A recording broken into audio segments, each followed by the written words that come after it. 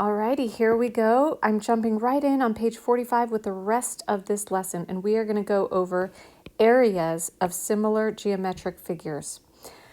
Okay, so just to start out, I'm going to make a statement that's going to make no sense. You're going to be like, what are you talking about? But this is the statement, okay? The ratio of the areas of similar 2D geometric figures equals the square of the scale factor between the figures.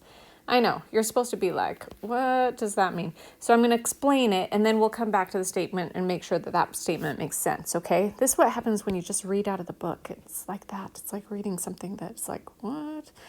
All right, so here we go. Look at this figure and look at this figure. These are 2D figures, 2D geometric figures, and they're similar, meaning that they're like proportional. So when this length is L, this one's 4L. And when this one's W, this one's 4W. And all that statement is saying is that when you have two figures like this that are similar, that you can know the area between the areas are also related, and they're related by the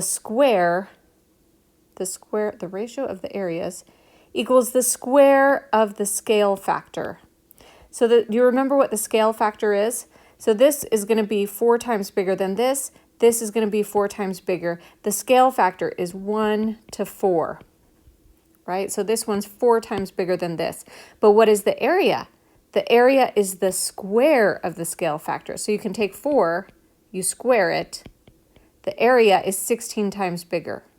So if you're looking for carpet or, for an area like this, or if you're trying to wrap something in wrapping paper, some sort of area you're trying to figure out, how many times bigger is it? If you know that this is 4 times bigger, it's going to be 1 to 16. So this has an area of 1 over here, an area of 16 over here.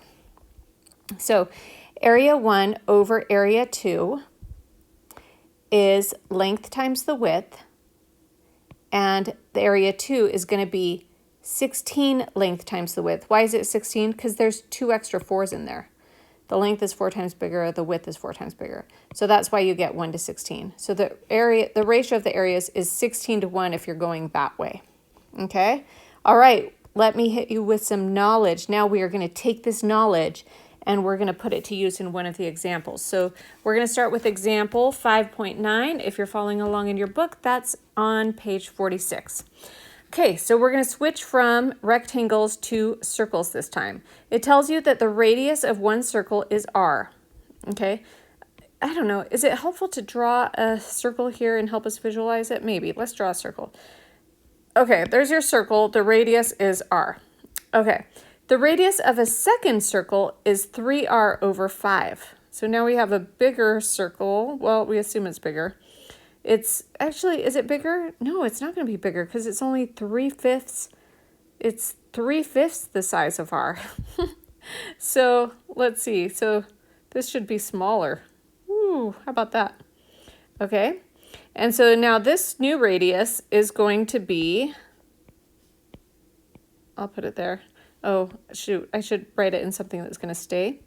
Okay, so this new radius is 3r over 5. And it wants to know what is the ratio of the area of the first circle to the area of the second circle. So all we're going to do, this is circle 1, this is circle 2. We're going to make a ratio of their areas. Okay, so let's do this. Area of circle 1 over area of circle 2. How do you find the area of a circle?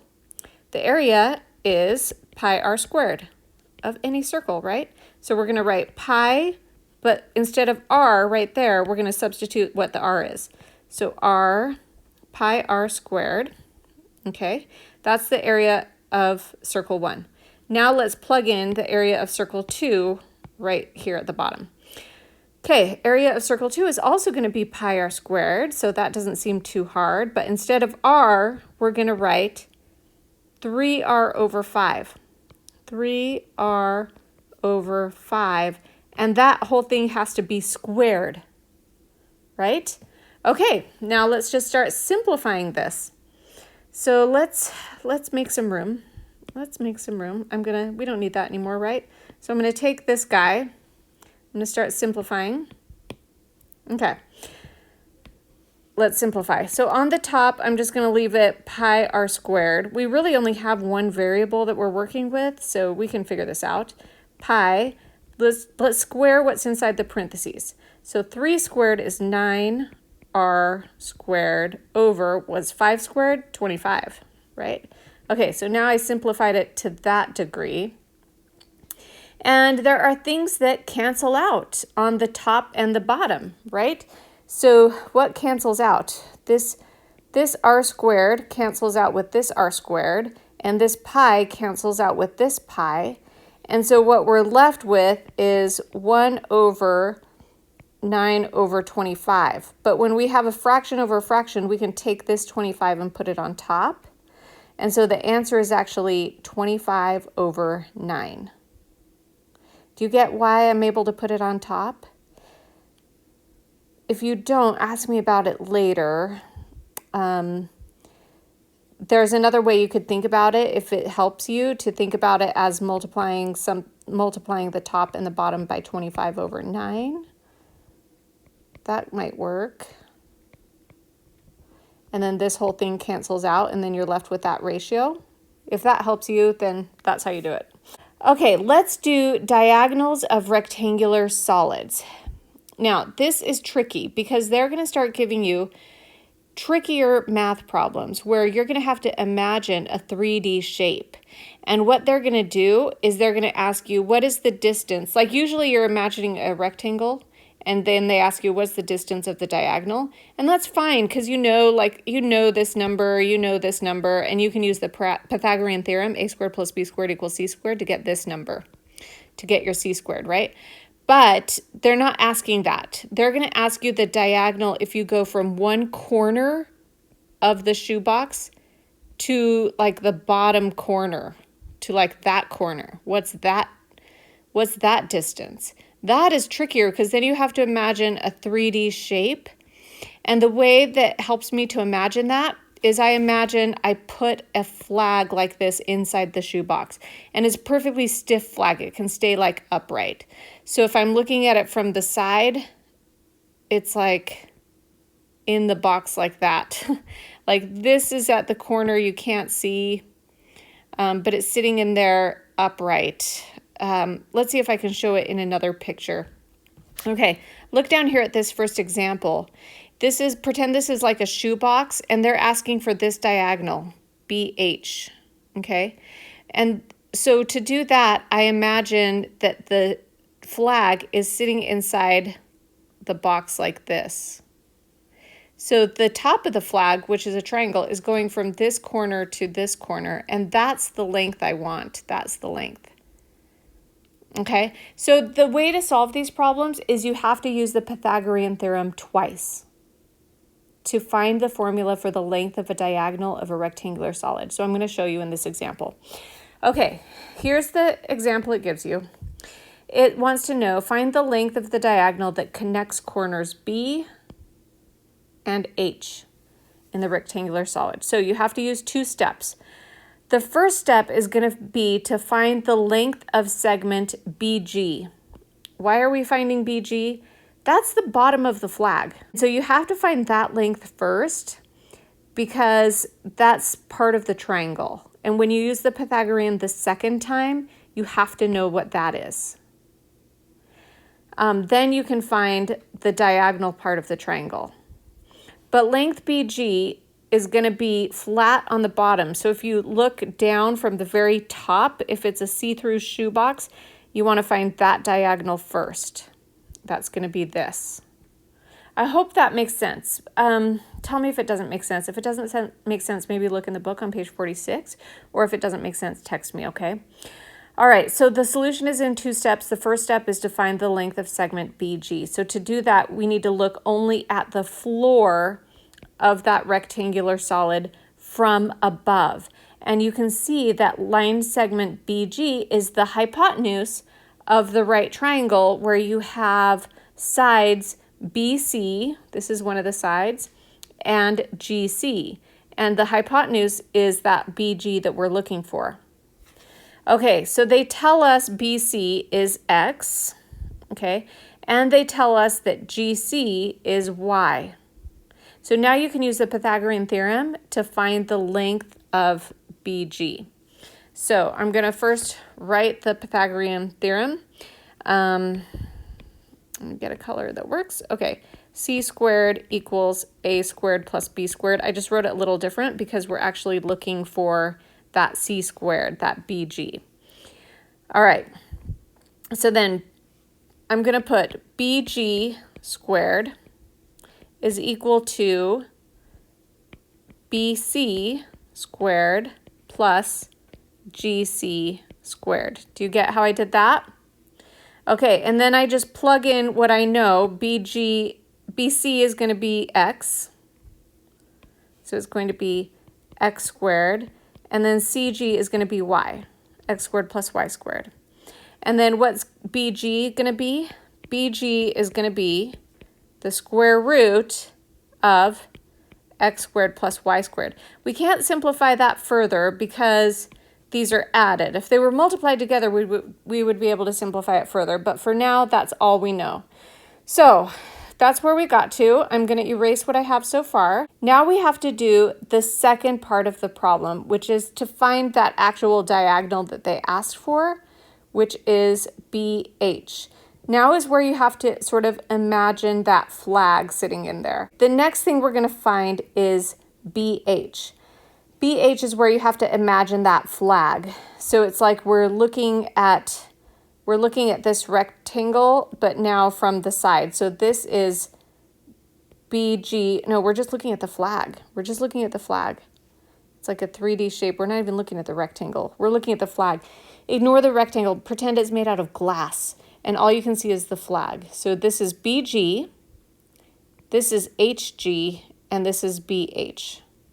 Okay, so now we just plug in the values that we know. We're looking for BH. This is the Pythagorean theorem again.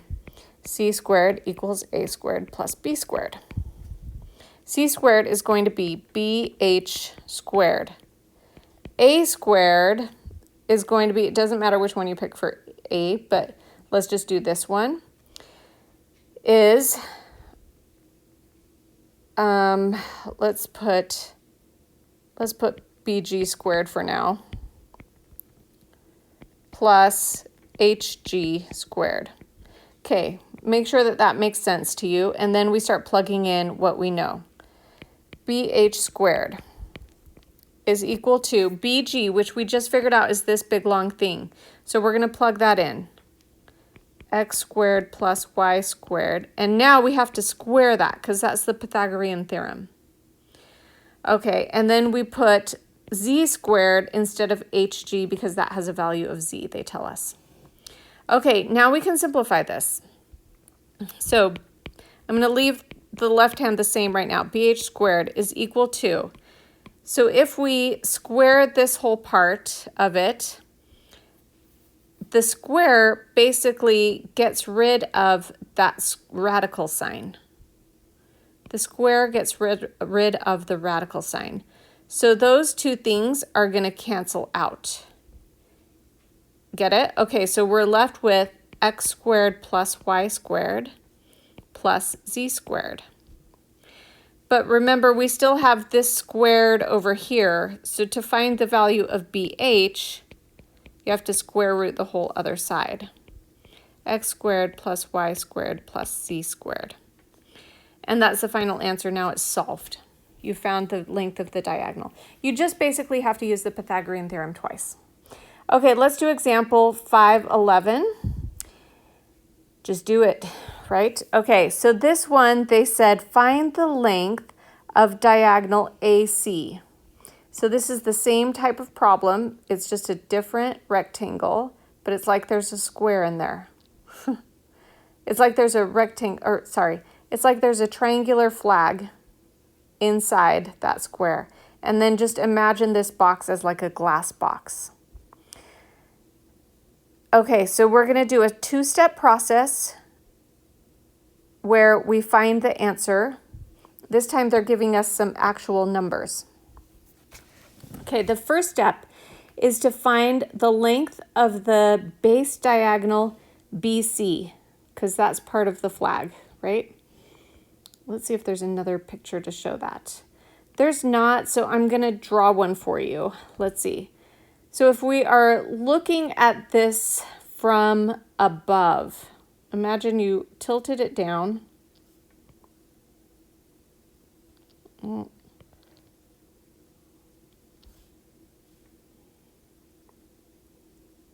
didn't draw it perfect, but that's okay.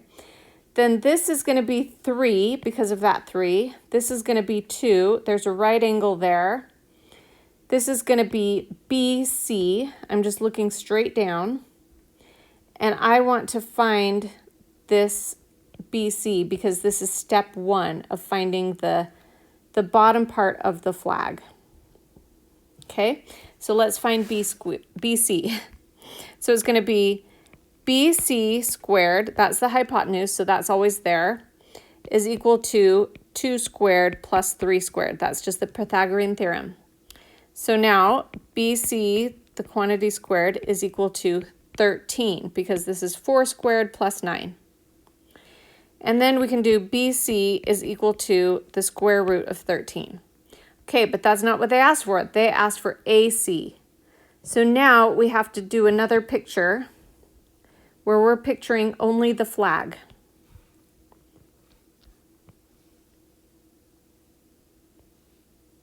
And the bottom we just figured out is BC, which is equal to the square root of 13 on that side. This side over here is going to be equal to M. So I'm going to put that there. And then this is a right angle. And then the hypotenuse is going to be AC. That's what they want to know. AC is what we're looking for. So we're just using the Pythagorean theorem again. AC, the quantity squared, is equal to A squared plus B squared, right? But instead of A, it's BC. BC squared plus B squared, which is M squared. What is BC squared? Well, BC squared is the square root of 13. Now we have to square it, plus M squared. And remember, squaring something with a radical just cancels out the radical. So it's 13 plus M squared. Okay, so I'm left with AC squared is equal to 13 plus M squared. Now if I solve for AC, I have to square root these. The square root cancels out that square, or the radical cancels out that squared. So I'm left with AC is equal to 13 plus M squared, and that whole thing under a radical sign. And that's basically the problem solved. Okay, guess what? Now you will go to sleep or I will put you to sleep. I'm going to go say this in my job, and your job right now is to go do some homework. All right? Love you. Bye.